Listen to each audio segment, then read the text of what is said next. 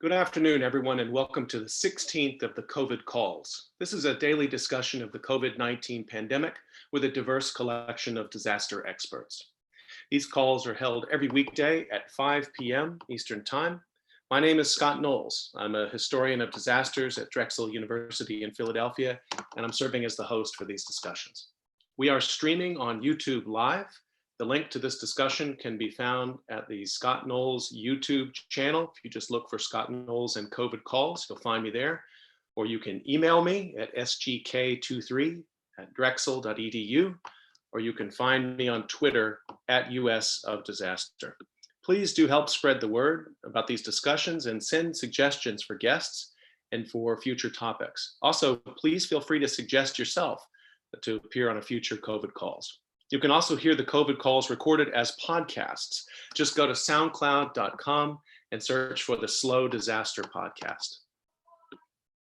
On Tuesday, we have a discussion of disaster resilience and data with Daniel Aldrich, the director of the Security and Resilience Studies program at Northeastern University in Boston. You know him from his many books, including most recently his Fukushima book, Black Wave, and Robert Soden, postdoctoral research scientist at Columbia University. Robert works in the area of crisis informatics, human-computer interaction, and science and technology studies. As of today, there are globally 1,324,907 confirmed cases of COVID-19, according to the Johns Hopkins University Coronavirus Resource Center. This is up from 1,076,017 cases on Friday. 352,546 of those are in the United States, up from 261,438 on Friday. There are now a total of 10,389 deaths reported in the United States, up from 6,699 on Friday. And people I talk to in public health tell me that the number is low. A new number, which I've started also reporting, there are now 18,999 reported survivors of COVID-19 in the United States. Every rising generation of disaster researchers has a defining disaster, sometimes more than one, a disaster that's moving either fast or slow that barges onto the research agenda, forcing new questions and dilemmas into our work. I guess I can say I'm of the September 11 generation of researchers. I was in graduate school still when September 11 happened. In fact, I was on a plane on the way to Chicago to do research on the Iroquois Theater fire. And by the time I landed in Chicago that day, the Twin Towers had been attacked. All of a sudden, the material that I was considering about the 19th century took on a very new cast. And for the first time, I was also asked, and had some trouble answering for a while, what do your historical studies tell us about how we might cope with the world that was remade by September 11? People were searching for historical analogies. In many ways, I suppose I'm still trying to answer that question now. And with this in mind, I was eager to start a series of conversations, and this will be a regular feature on COVID calls, today being the first with rising disaster researchers, experts from different fields who are still in earlier stages of their careers. In other words, let's talk to the future of the field. So let me introduce briefly my guests for today. Nnenia Campbell is a research associate at the Natural Hazards Center and co-founder of the Collaborative for the Social Dimensions of Disasters. She is a sociologist whose research interests center on the intersections between vulnerability and resilience, particularly among older adults and the organizations that serve them. Hi, Nnenia. Hi, Scott. Ryan Hagen is a doctoral scholar in the Department of Sociology at Columbia University. His research is at the intersection of organizational sociology, sociology of culture, and the sociology of science, knowledge, and technology. He's writing a book based on his dissertation research, an ethnographic study of emergency managers and continuity planners in New York City. Ryan, thanks for joining us. Thanks for having me. Youngsil Kang is a visiting assistant professor at the Department of History, Drexel University. She received her PhD from the Graduate School of Science, Technology, and Policy at the Korea Advanced Institute of Science and Technology in 2017. She is currently working on the history of asbestos and its disastrous consequences in South Korea. Youngsil, thank you for joining us. Thank you for having me. Zachary Loeb is a PhD candidate in the History and Sociology of Science department at the University of Pennsylvania. He works in the intersection of history and technology and disaster studies, with a particular interest in unheeded warnings and doomsaying. He is currently writing a dissertation on Y2K. Hi, Zach, how are you? Thanks for having me. And last but not least, Valerie Marlowe is the Assistant Director for Archives and Collections at the Disaster Research Center, the DRC, at the University of Delaware. Valerie is responsible for strategic oversight of DRC collections and archival holdings, including the E.L. Corintelli Resource Collection. Valerie's research and practical work primarily focuses on issues related to how disaster-related archives, collections, and other forms of cultural heritage are created and maintained. So it's wonderful to have such a really stunning collection of researchers with us today. We have a packed agenda full of questions, and I want to encourage everyone to put your questions in the YouTube live chat, or you can tweet them. And if you do that, just tag @US of Disaster so that I can find them. So I'd like to actually start, if I could, with a lightning round where we would just go around and maybe each of the guests, because I gave very short introductions there, each of the guests can say a little more about their own research background. And also, if you would, just briefly tell us how COVID-19 is altering your trajectory. What new questions are you asking? It's probably too soon to say anything definitive, certainly it is, but maybe you can go ahead and share with us a little bit about what this moment, what this disaster means to you in your research. So with that, let me start with Nnenia. Sure, thanks.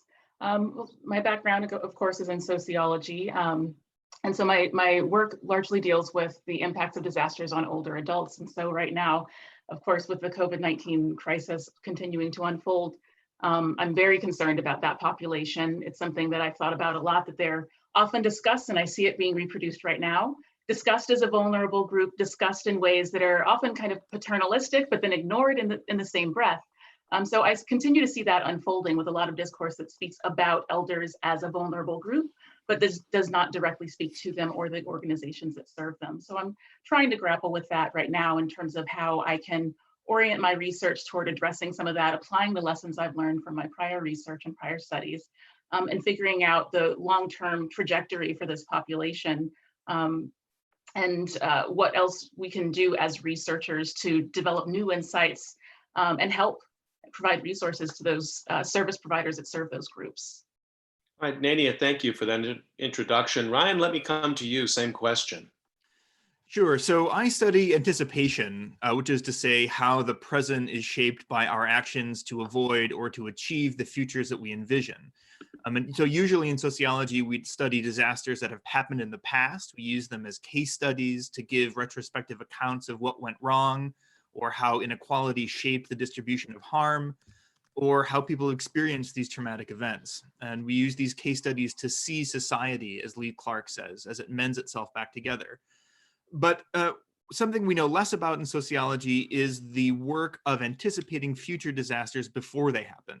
And so my dissertation work and all of the work that I've done up until now has been about trying to better understand the disasters that do happen by trying to see the disasters that don't happen because they've been mitigated or they've been dealt with before they become major problems. And so that's the reason I was doing research with emergency managers.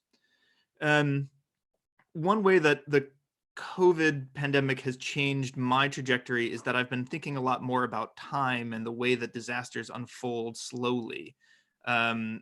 This disaster is totally unlike, in a lot of ways, 9/11 or Hurricane Katrina or Sandy or any of these events that are concentrated punctuations, and then there's a long recovery. And yet with this, I've been staying at home for about a month now, and this disaster seems to have only just begun. And so the idea that we're going to deal with this stress for a very long time has changed a lot of the ways that I've been thinking about my research and the way that we think about the temporality of disaster. Thank you. That has definitely been on my mind too. I don't think we have good language to even talk. I talk about slow disaster a lot, but this is somehow medium slow. I don't even know how to capture it yet. Thanks, Ryan. Youngsil, let me come to you. Same question. Thank you. So speaking of temporality, my work is actually focused largely on the temporality. I am currently working on the manuscript titled as Mineral Times and Bodily Times, which is sort of contrasting different timescales of asbestos fiber, which is not destructible, and diseasing bodies. So as kind of opposed to Ryan, I am looking at this long tails of seemingly explosive disasters. So I am looking at politics related to compensation and how this seemingly manageable risk constantly causes the scientific debate about how to manage this risk with the case of asbestos in South Korea.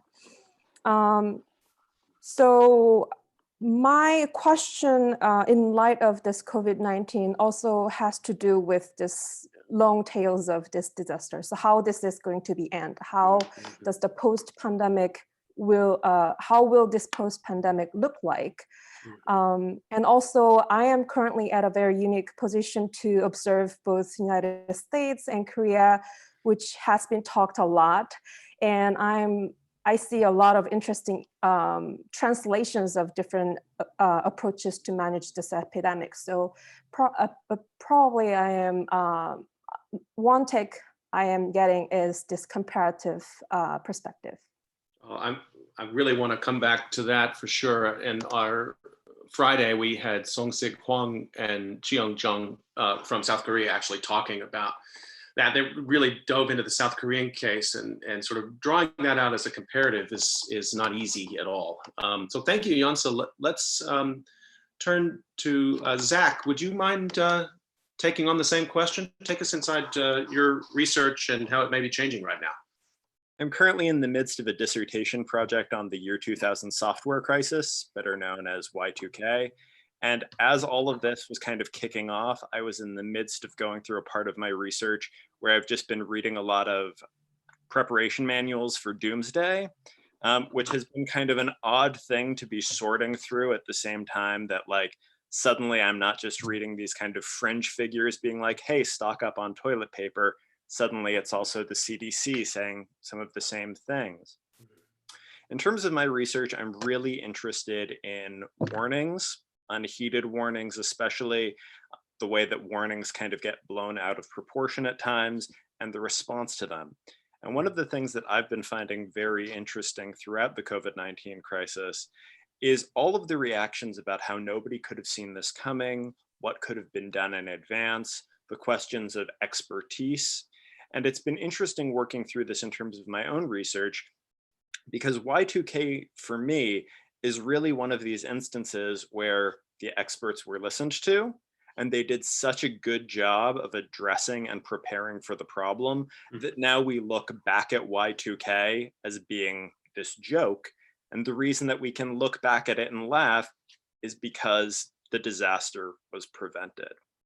So I've been really focused on those aspects. I also have a background working in libraries. So one of the other things that I've been really interested in terms of this, and also in terms of this question for scholarship more broadly, is what it means for people to be doing research in this time, academics, graduate students, undergrads, when so many of the places that we rely on to do our research are not available to us. Thank you, Zach. And that's just an ideal segue to our fifth guest, Valerie Marlowe. So Valerie, please tell us a little bit about your own work and what's happening for you around COVID-19. Yeah, I actually paid Zach to lead me off that way earlier. So Yeah. thanks for that. So my work focuses on post-disaster cultural heritage, which in sort of the organizational sense is archives, libraries, other kinds of museum collections, things like that. And centers around questions of what do we remember about disasters, whose stories get told, things like that. I think in particular, my dissertation research was about an organization called the World Trade Center Documentation Task Force, which is a group of archivists and museum professionals who came together after 9/11 to document the disaster. And that was really one of the earlier instances of what now is referred to in the field as quick response collecting. So we're starting to see some quick response collecting around COVID-19, and I'm really interested to see kind of what those efforts are, how they shape up. And then the other thing is questions around digital collecting and digital preservation. With everybody at home, that changes the way that these organizations can collect material. And so how will that then, sort of the other side of Zach's question, how will that then change the way that we make research materials available, preserve them, things like that? All right, thank you, Valerie. So just a reminder to everyone, this is Roundtable, Researchers Roundtable today, and please do get your questions in. You can send them by YouTube Live. That's probably the best way. You can also tweet them and just tag at US of Disaster to follow up with any of our researchers today. I'm gonna come, Nnenia, I'm gonna come back to you, for you first and then for everyone. You know, we worry a lot in the disaster research world. And when we talk about disaster research today, I mean, this is a really broad area. I mean, I think, and we'll talk later about the pros and cons of it being so broad, but I mean, it's everything from humanities and social sciences to economics to data, information sciences, public health. I think there are many people who sort of fit under the tent. But Nnenia, you know, we do worry a lot. I worry a lot. And there's a whole subfield about translating research findings into use, you know, actually showing measures. And many of us are at pains to show those measures in sometimes quantitative ways. You know, what's the dollar value, you know, the dollars spent on supporting the kind of research we do, what's the payoff on the other side in the public sector, in better governance, in better disaster response, or in the private sector in dollars saved. And so I want to bring that to you first, because I know you think about this. How can we show the value in this moment? And I guess connected with that is this question of how can academics sort of move beyond their realm of the classroom and the archive and the lab and make their knowledge more relevant in this current moment? Well, this is something I've thought about a lot, particularly as somebody who did choose to go down a different path than the traditional tenure track path in academia, in favor of the flexibility to do research full-time and to focus more on applied topics. So I think that it's in general a challenging issue, as you noted, because you know, this isn't something that's in our wheelhouse that we're trained to do. Particularly as academics who go through graduate school, that doesn't train us on how to translate our knowledge and skills as researchers into products and even conversations that are readily useful to inform on the ground operations.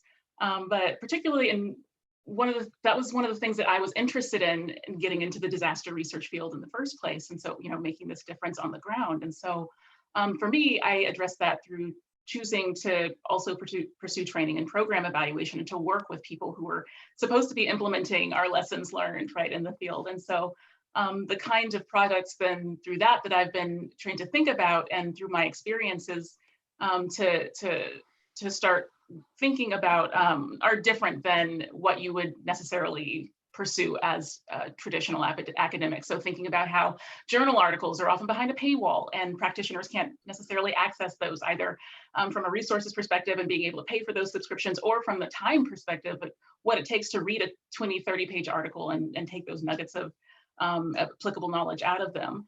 And so I think we need to be paying more attention to those kinds of issues and what barriers people face day to day in the field.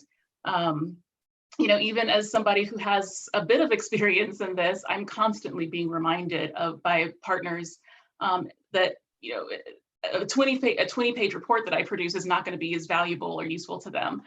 So I'm always working to learn how to create shorter, more visually compelling products to kind of communicate the essential details in different ways than we often do, and to talk about, to think about what about my insights that I'm finding are actually useful on the ground, and how to use a language and work with my research participants as kind of partners in learning, not just viewing research as a process of extraction, which I think we often do and is one of our flaws. As a field, we talk to a lot of other researchers, but we kind of parade into communities sometimes or into organizations with this perspective that they're giving us something. And I think that we do need to be paying more attention to reciprocity in the research process. And so then translating that, thinking about that in the context of COVID-19, I'm grappling even more with those issues and with the time pressure that folks are facing and the barriers that stakeholders have. And so, for example, one of the projects I have right now is focused on food banks in the United States and how to look at it's an evaluation of their preparedness and research on their response capacity. And because of the situation right now, though that project is essentially paused, it would be a fantastic time to be collecting data and to be doing the kind of quick response research that we're so familiar with as disaster researchers. But at the same time, it would be, recognizing that food banks throughout the country are in an all hands on deck situation, it would be inappropriate for me to take away from any of the bandwidth there. And so one of the things that I'm doing is trying to collect indirect data sources and following the issues that food banks are facing, so that I can be prepared once things have calmed down to hit the ground running and to capture that data that I still can that's perishable, to be able to look through the data that I have access to through those organizations to be able to start drawing those key insights.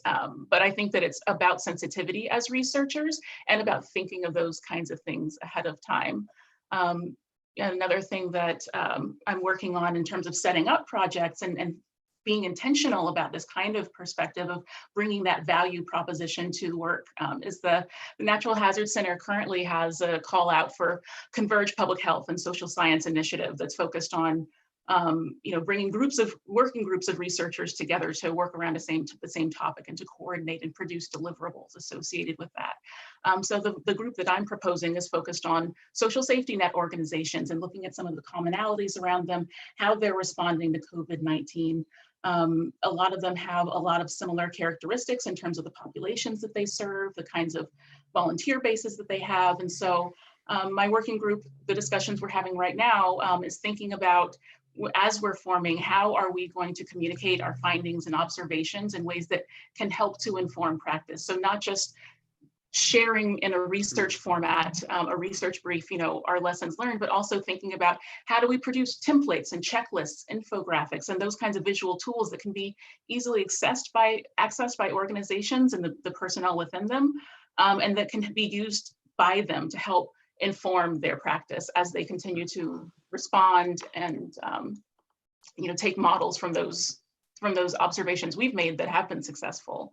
So I'll stop there, but generally that's how it's wonderful. There's so much in what you're saying. I mean, part of it is about thinking about even the sort of deliverables that may have a really deep research base, but it might be delivered in ways that are unconventional. Of course, that raises all kinds of challenges for academics, particularly if they're in conservative fields that only value one kind of output, historical profession.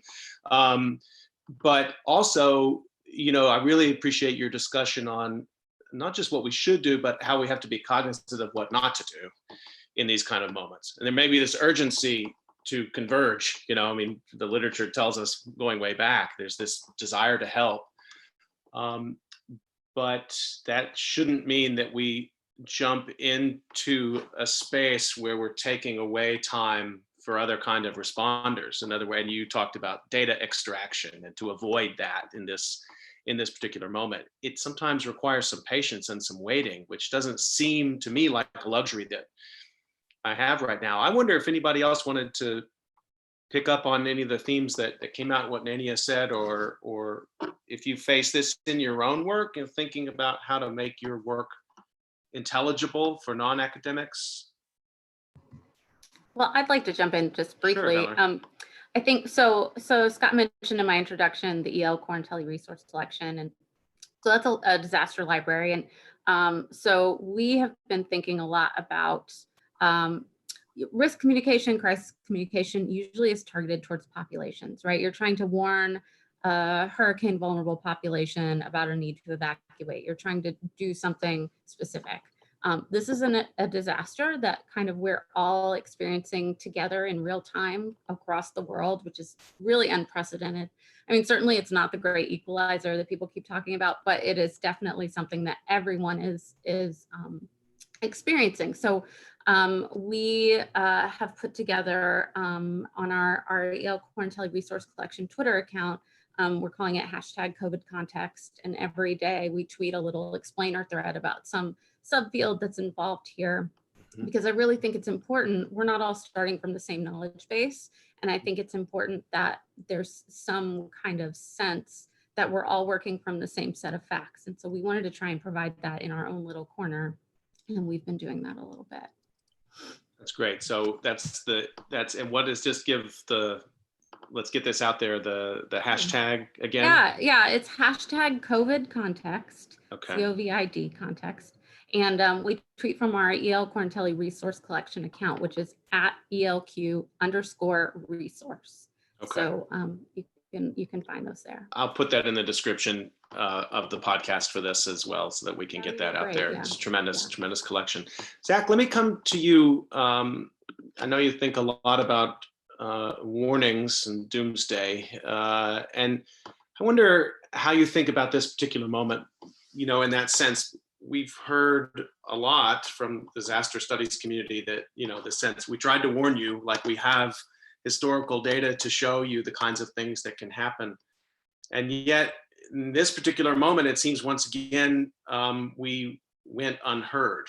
And I don't know, how do you see this? How do we make our warnings more effective? And, warning in one sense is like how emergency managers or public health officials try to, get pressing time-sensitive information to people, but there's a broader sense of warning that I think you're interested in, which cuts across different sectors of society. Somehow we missed it here. I think that all of us probably wish that we knew the answer to this question, and not just, the six of us on this call. I think that this is one of the questions for people in lots of fields right now. Why wasn't the warning heard? Whether you study natural hazards or technological hazards or diseases, there have been lots of warnings. There has been lots of, awareness that something like this could happen, that a threat like this was out there. We can look back on just the last few decades, and there have been a number of viruses and diseases that have sparked some public awareness and heightened fear of something like this happening, and yet that did not translate into being prepared for it.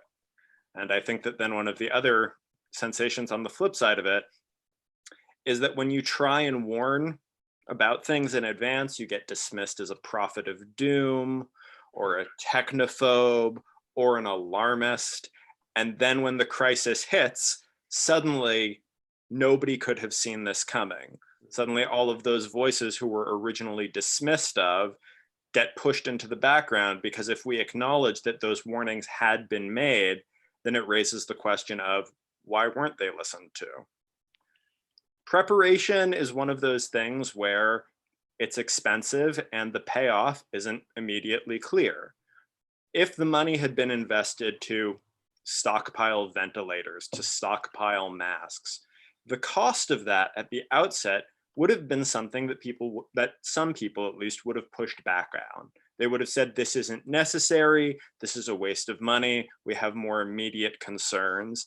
And then if a crisis had emerged and there had been that stuff, there probably would have been a lack of recognition of the work that had been needed ahead of time to make sure that we were ready when the situation hit. So, not to link everything back to Y2K, but it's the thing that I think about all the time now. So much work went into preparing. That work took place over a decade. Hundreds of billions of dollars were invested in fixing things. And then the crisis was averted. So we look back at the people who had sounded the alarm at it as kind of these ridiculous figures. But I think that the dream of every alarmist is to go down in history as a ridiculous figure, because then it means that they listened to you. And, there definitely are some prophets of doom out there who really seem to want to be that last person standing on the hillside, clad in sackcloth, laughing about how you all should have listened to me as everything burns down.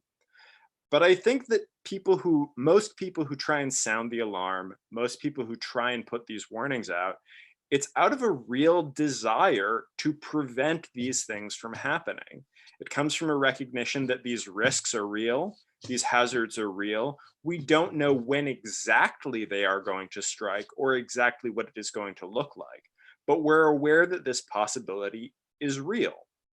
Zach, let me stay with you for a second, because your description of the seer in the sackcloth, I once actually heard Mike Davis, the author of City of Quartz, some of you are familiar with Mike Davis, described that way, that he would sort of be up on the hillside while LA was burning and he would be scratching down notes for his next book. But I think that that comment was relevant in the sense, connecting back to what you said, is that, you know, Mike Davis is one of the people who's helped us see the structural underpinnings of inability to heed warning. That there's a sort of social psychological way we can approach this, is to say, well, maybe there's just something about human society or human brains that puts certain limits, you know, on what we can see, what we can imagine, how much fear we're willing to take in ahead of an event. I'm slightly uncomfortable with that as a historian, because I'm always sort of looking for context. But at the same time, you know, Davis really says, no, there's structural conditions here that actually make it impossible to see some things ahead of time because they get in the way of profit. Somehow Y2K didn't fit that bill, but this did. Well, first off, when it comes to Mike Davis, I think that he's a wonderful thinker to bring up in this context, because we think of Mike Davis's books like Planet of Slums or Ecology of Fear, but Mike Davis wrote a book about avian flu, which was all about warning about future pandemics. And that is not one of his books that he is particularly well remembered for. I imagine that is a book that many people are going to be revisiting in the time ahead and seeing, you know, what was said there that was missed. Yeah. In terms of that comparison, one of the things about Y2K is that it was in nobody's best interest to let Y2K happen. The banks, the insurance companies, they knew it was a real problem and they knew that they needed to fix it. Insurance companies, banks, the military, all of them were experiencing Y2K related problems years before that fateful deadline actually hit. And they knew that they needed to fix it, because not just to keep their systems working, but also to protect themselves against liability. Nobody really had a vested interest in waiting to see what was going to happen. I think that with some other situations, this current one being one of those cases, the responsibility for preparation seemed so dispersed, and the responsibility, therefore, for paying for that preparation seemed so dispersed that nobody wanted to be the group that was going to buy all of the ventilators, because it seems like so many people in this situation felt that that was somebody else's responsibility. Right. Somebody else needs to get the ventilators built. Somebody else needs to make sure that we're stockpiling masks. Somebody else needs to do all of those things.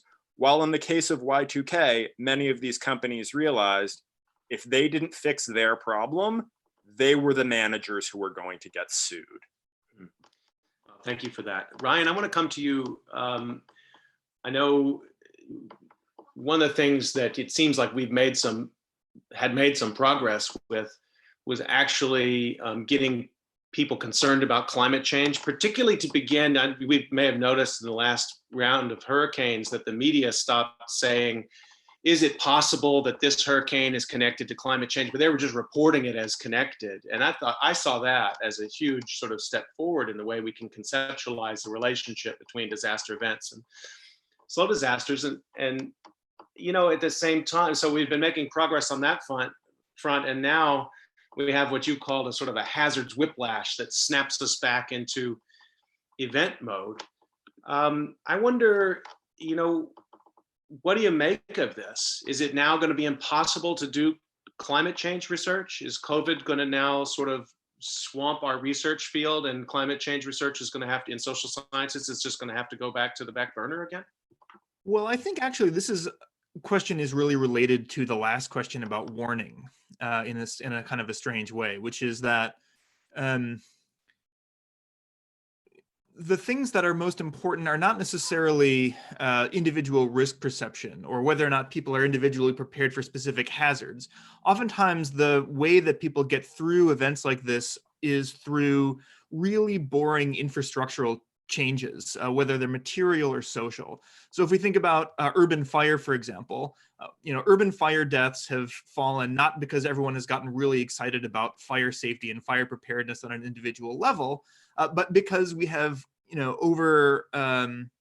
overhauled building codes and all of these things that people don't actually have to think about every day.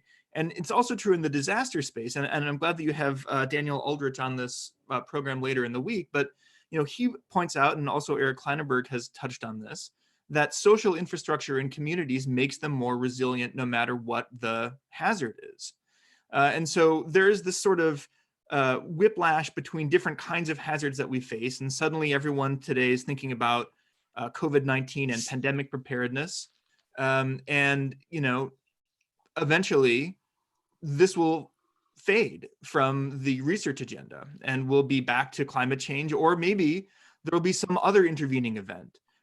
People are concerned about all kinds of different hazards. And so it's important, I think, not to get caught up in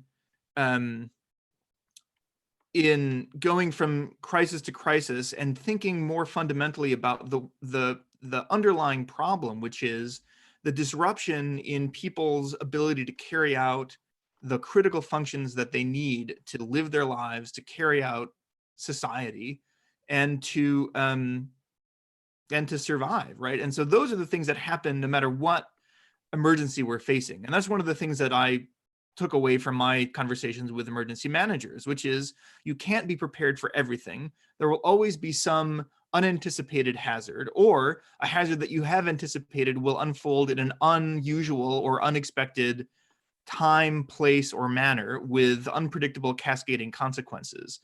And so the way to actually be resilient is to think less about triggers of disasters than the kinds of things the kinds of routines and resources and relationships that you need to protect in order to be resilient.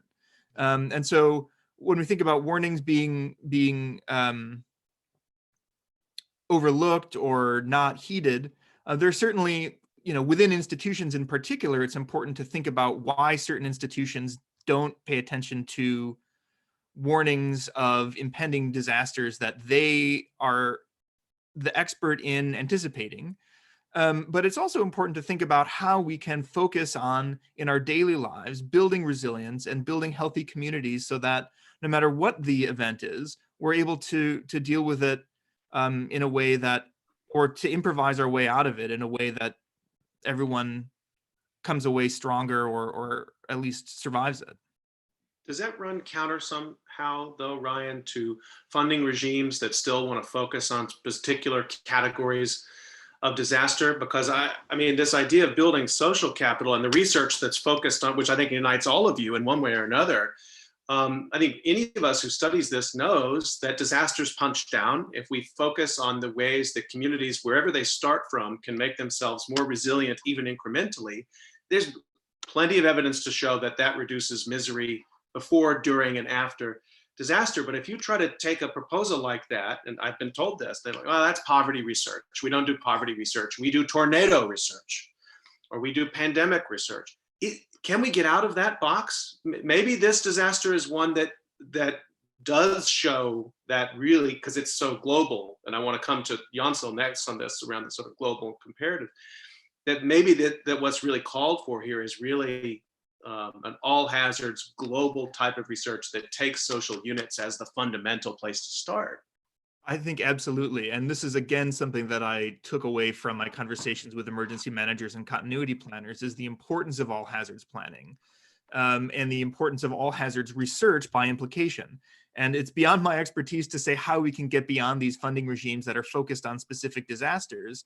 But it's certainly the case that if suddenly we've reoriented our, the discipline of sociology, for example, around pandemic preparedness, and then next week there's a Cascadia earthquake or an event of nuclear terrorism, suddenly we'll have been completely unprepared to think about that. We'll be in this same cosmology episode of trying to think through why warnings weren't heeded and why we were not researching this very fundamental processes of resilience that will be necessary no matter what the hazard is.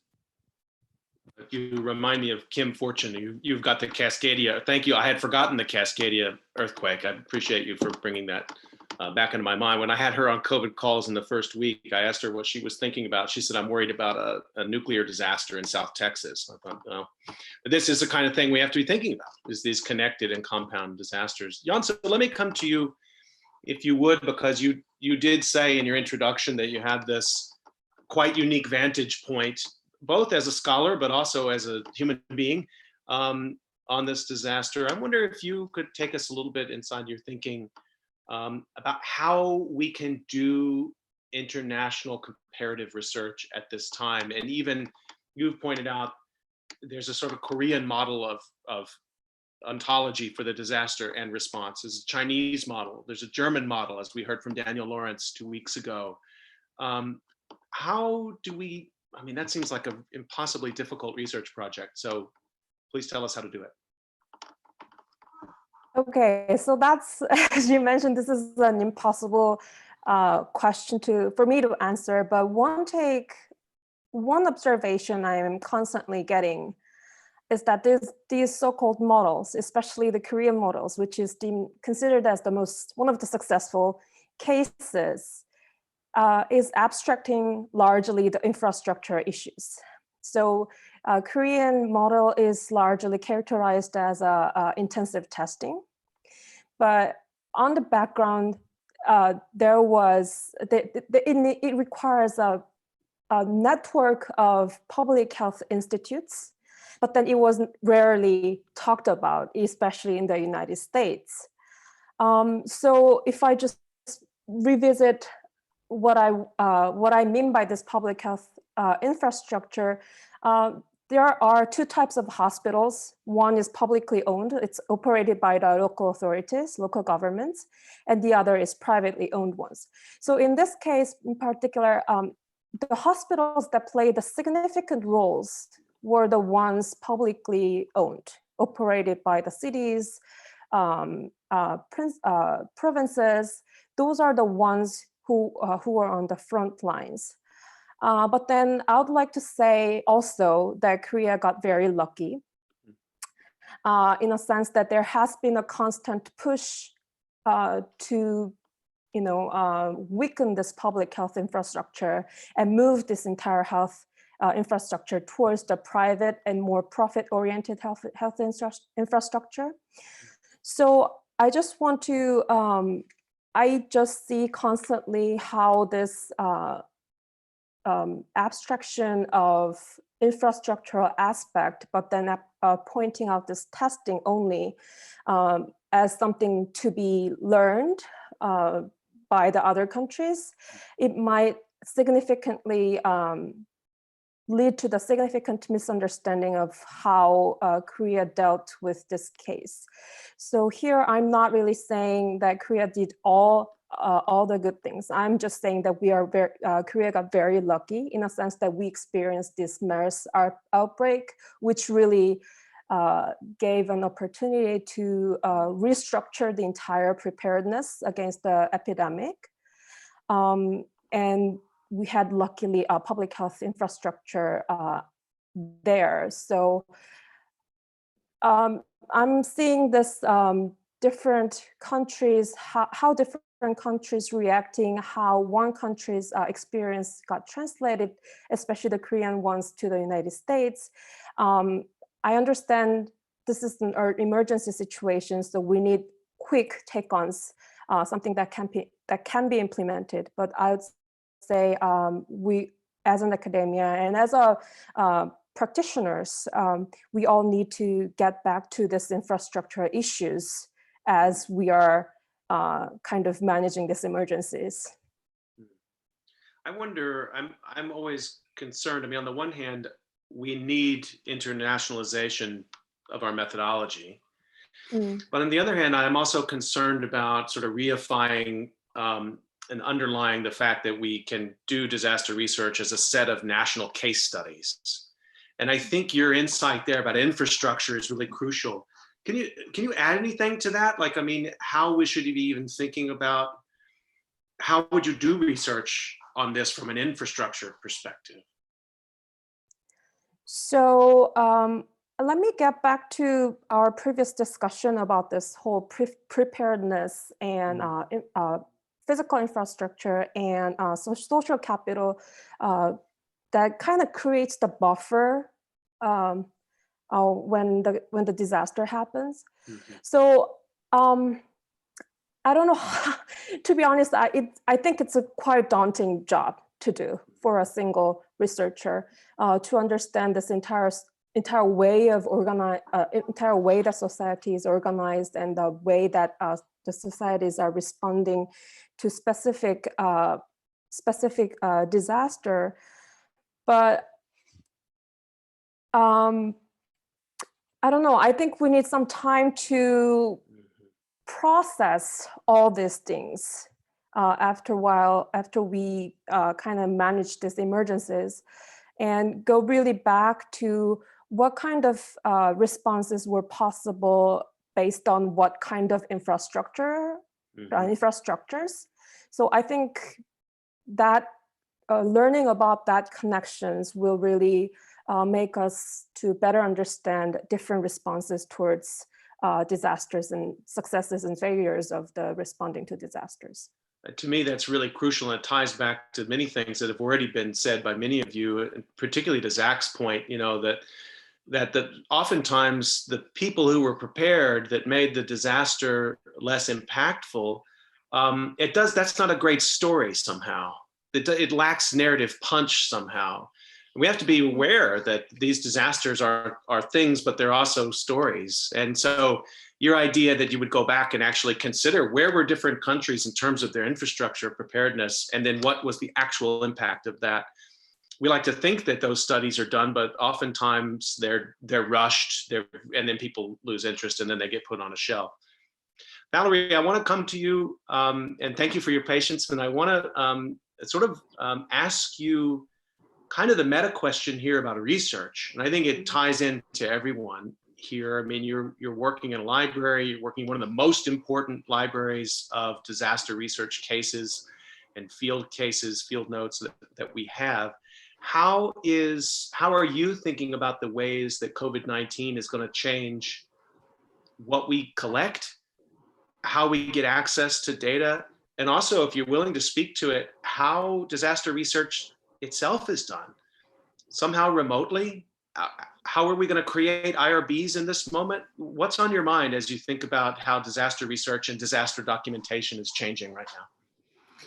Yeah, so I mean, I think in a lot of ways, we're sort of in a little bit of a moment of the old paradigm is dead, long live the old paradigm. I think, we are now, none of us will be able to submit a publication anywhere without putting our findings in the context of what happened with COVID-19, I think, in a lot of ways, just because it's so affected so many people and it is so changing the way that we as society think about things. But at the same time, we're seeing a lot of the same things that we always have, the pro-social behavior, healthcare workers coming out of retirement in droves, right? And also the same inequalities perpetuated that you see in other or smaller scale events. So I think on the one hand, some things will change around what we collect, because I think there will be a huge collecting effort around not just library and archival collecting, but data collection by social scientists, other kinds of researchers, obviously. But we'll also still keep doing that same research in other contexts. And I think, as Ryan was mentioning, we need more focus on society and all of the kinds of inequalities that are in existence, because this has just sort of perpetuated all of that. I think there's a lot in terms of what people are collecting and what they'll be able to access when this is all over. There are a lot of documentation efforts starting now that are primarily oral histories, but certainly there are other things happening. And it's an interesting thing to look at what different organizations are collecting. It seems that they're collecting in the context of their regular mission, but just around this event. So if, Foxfire is a heritage organization in Appalachia, they are looking at the Appalachian experience of COVID-19, right? You're just seeing a lot of that. So I think that's going to be really interesting. I think as things progress, we'll start to see other kinds of stuff collected, and it'll be interesting to see how it plays out. Can I ask you a question here just about your intuition as a researcher in this moment? Because, the Disaster Research Center was one of the pioneering places with rapid response, field-oriented disaster, sociology, but it wasn't just, it was across many disciplines with the idea that there was a perishability to memory, to materials you could gather, to the human experience. And a lot of the lore of that is the going to the field experience. As a historian, I have to say, starting out and reading the records of that made me wish that going to the field for me didn't mean going and sitting in an archive for 3 years, I guess. And I've spent, ever since I started reading that, I was like, I gotta get closer to that. Can you go to the field from your living room? Well, I think that in a lot of ways, the field has become the living room, right? We're all sitting in our individual homes having this conversation. And so I think the kinds of collecting you can do over, Zoom is the way that a lot of people are living their day-to-day lives now. They're having not just work, but sort of conversations with friends and family. And so I think in that respect, I think this is the field. I do think that there are really specific contexts out there geographically. And I think, there's a lot of talk of having researchers in EOCs right now, working alongside emergency managers to kind of observe how that work is happening day to day. I've been reading a lot about serological testing to see who's immune, to see when that's coming, because I think that could be a game changer in so many ways, but also for researchers to be able to kind of go out and embed alongside. But I do think that in a lot of ways, this crisis is particularly positioned to be researched remotely, which is maybe the only convenient thing about it. I don't know. Are there ethical concerns about disaster researchers moving out into the research space sooner than they should? So there's a big debate about the ethics of disaster research. I don't think that soon is really the defining factor. I think you have to be mindful of the fact that when you collect at a specific time frame, either data or cultural heritage items, that you're going to probably get more of certain viewpoints. You have to kind of be mindful to make sure that you're getting the whole picture across time. I don't know that any of the ethical questions are, for me anyways, bounded by time. I think soon is fine, as long as you see it as part of a larger effort. Well, I'm a little worried. I want to go to a lightning. Thank you for those insights. I want to go to a lightning round now and give everyone a chance to speak, but let's keep a relatively short answer if you would. And Nnenia, I'm going to come to you first on this, but I'm worried, picking up on what we're just talking about with Valerie, that particularly for graduate students and for early career researchers in any setting, that there may be sort of overwhelming pressures for them to take risks right now that they shouldn't, to get out there and get data. And I realize, what Valerie's saying, really, I hadn't thought of it this way, but the research site is in our living room. And yet in our fields, there still is a sense of like getting close to the action, the practitioners, victims, sites, whatever they may be. And I think it speaks to a larger concern just about the pressures on early career scholars right now. Is the academic system going to hold together? Is the research money going to be there? Are the senior researchers who are very close to retirement, are they just going to retire and leave their graduate students looking for new mentors? There's so many concerns there. I wonder if you would just pick up any of that. I'm going to just go down the line, but Nnenia, does any of that resonate with you? Absolutely. And I think it's hard for people who are graduate students and early career scholars to push back on those expectations, because the power is not, we're not in those positions of power and we operate within these larger systems. I do hope that things are starting to change. And I think we have great allies in our senior scholars for having these conversations and pushing our institutions to think about the ethical issues that are at hand, both in terms of our own exposure in the field settings and potentially our impacts in the field, right? What if, we don't want to be people who are potentially exposing research participants or practitioners we're interacting with to the virus any more than we want to necessarily be exposed, because we have some kind of expectation that we need to be productive in a certain way. So I think it's incumbent on us also to engage in those conversations with our senior scholars, our leaders in our field, and really think intentionally about how things need to pivot to ensure that people are protected and that the practice of research is changing to meet the needs of the situation. We also need to be considering things like, is it okay to be doing a Zoom interview in an era when we recognize there are all these security issues with Zoom? So those are the kinds of conversations that I think we should start having openly, rather than kind of just like what we often do as early career people and wonder in our own heads and talk to our colleagues and are often afraid to put it out there for the other people who are making those decisions. Yeah, thank you for that. Ryan, let me turn to you. Same question. Pressures you're feeling or things that you feel that the broader infrastructure of support that's out there, what needs to be shored up? What's on your mind on these issues? Sure. So I think that it's very real, the idea that early career scholars are going to be pressured to take risks. I think that it'll be very difficult at the same time to get an IRB protocol through that has you going out into the field and interacting with people. And I know that because I have done that, and we are conducting interviews right now with people about their experience of the COVID pandemic in New York City remotely online, because we don't want to be going out and infecting people or being infected ourselves or be circulating in defiance of stay-at-home orders. And again, to something that Valerie was saying, I think there's something really important actually about doing online interviews in this particular moment,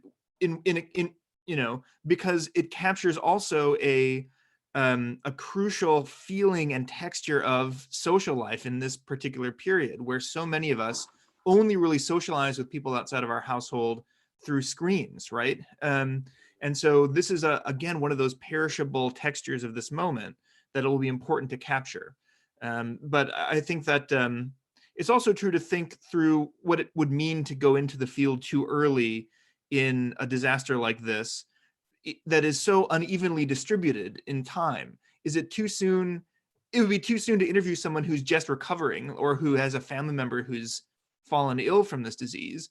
But so many people still are in kind of denial or unable to perceive the seriousness of this event. And so it's in some ways important to talk to people who are like that. So you're capturing a sort of pre-event mentality. So, yeah.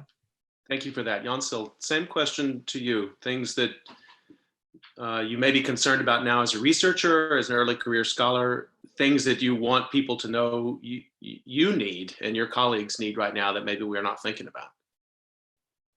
Yeah, I don't know I have anything like people haven't thought about, but I feel like there is a constant pressure on productivity in particular to the younger generation, early career scholars. We feel like we often say that the society has stopped because of the virus. But in fact, I feel like I'm moving much faster than before, to be honest. So it feels like, and then on the other hand, I'm hearing all this cancellation of job interviews, cancellation of job postings, hiring plans, and halting of this postdoc positions and things like that. So it feels like things that needs to be stopped is not stopping, but things that shouldn't stop, like hiring processes, are stopping. So I don't know how to react to it, but I think it requires some, I don't know, large scale academia-wide discussion of how to deal with this thing, especially this is going to be, longer than we expected. Thank you. Zach, what's your take on this? I think that one of the issues, for me at least, is it doesn't feel like the field is just something out there. It feels like even when you're sitting in quarantine self-isolation, you still have family members who you're concerned about. You have friends and family who have gotten sick.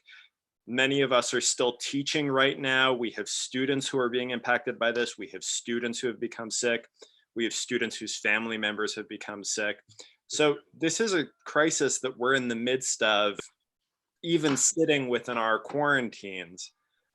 In terms of some of the other concerns, I kind of just want to echo a lot of what Youngsil was saying, but even more from, but from the perspective of a graduate student, I think that a lot of people are concerned, regardless of the field that they're in, about getting back to their research, and they're having to dramatically restructure what their research plans were, because I feel like I know many other people whose summer research plans have gone completely out the window, because who knows if that archive will be open, who knows if that library will be open, who knows if they'll be able to travel there. And at the same time, all of these questions about funding, about the job market, about how much time people thought they would have in which to finish their dissertations, versus now kind of a recognition of, oh, maybe I have a year less than I thought I did. And also concerns about funding, even for the summer. I think that one of the things that this crisis has really made very, very clear is how precarious the life of a graduate student is, and how disruptions like this, it's not just about how will I be able to finish my dissertation, it's also about how am I going to be able to pay rent this summer. Thank you for that. Valerie, we're coming towards the end of our time, and if you wanted to comment on anything you just heard, that would be fine, but I also wanted to just sneak in a last question here, and this will be for everyone. I'll start with you, Valerie, because I know you think a lot about memorials and about sort of closure and mourning for disasters. It's still early days, I think, but do you think there will be an iconic memorial for this? Is there a way to make a global COVID memorial? Is this somehow a distributed memorial process? How are you thinking about the memorial? And I think maybe that's going to be my question for everyone as we close out. How will you know it's over? Or what's that artifact you're looking for, that data point that will, in your own mind, say, okay, we reached an inflection point. We're sort of moving into a new phase of this. This was not a scripted question, so I'm putting everyone on the spot here just so our viewers know. But Valerie, I know you think a lot about this, so I'm giving everybody else a chance to ponder it while you take us inside how this disaster ends. Yeah, I mean, I'm not sure that I have a sense of how it will end. I mean, I think there are a lot of theories out there, and I'll be really interested to hear what the other panelists will say. I do think in terms of how it'll be remembered, I think that's an interesting question. If we look at history, our closest sort of corollary is the 1918 Spanish flu. I can't, point in my local town to a 1918 Spanish flu memorial. There's no memorial. That said, it followed on close on with World War I, and there are a lot of factors there. But I think in general, war and conflict are more likely to be memorialized in sort of a concrete way. And so I think a lot of it will be determined by the narrative that comes out of society about what this was. There's a lot of war talk now. Healthcare workers are on the front lines and things like that. And we could remember it that way as a society. I don't know. I think it'll be interesting to see. I do hope that we do memorialize it. I think that the sacrifices people are making are enormous, and I hope that that's remembered generations from now. But I think we'll see. On April 14th, I'm going to have Jay Aronson on to talk about for a full hour to talk about memorial. Ryan, let me just put this very quickly because we're almost out of time here. But have you thought about this? Thought about it. I think that the comparison to the 1918 flu is really helpful, in part because it seemed like a forgotten pandemic, a forgotten crisis. And as Valerie mentioned, I think part of the reason we think about it that way is because it was overshadowed by the First World War, but also in a lot of ways, it was very similar to this in that it was distributed. There was no single symbol, no single visual, no pile of rubble, no photographs of people evacuating on their rooftops from rising floodwaters. And so I think it's actually quite difficult to think about memorializing something that is so distributed and so out of sight for most people. I think that will make it quite difficult. Youngsil, same question to you. Yeah, I mean, I'm thinking a lot about how this is going to be end, and I'm thinking a lot about responsibility. Can we sue Trump, for example, for lagging responses? If when the society move on, what about the individuals? If someone is suspecting their family member's death is related to COVID-19, will they be able to trace their death to the COVID-19 and find some sort of mental, mental healing or anything?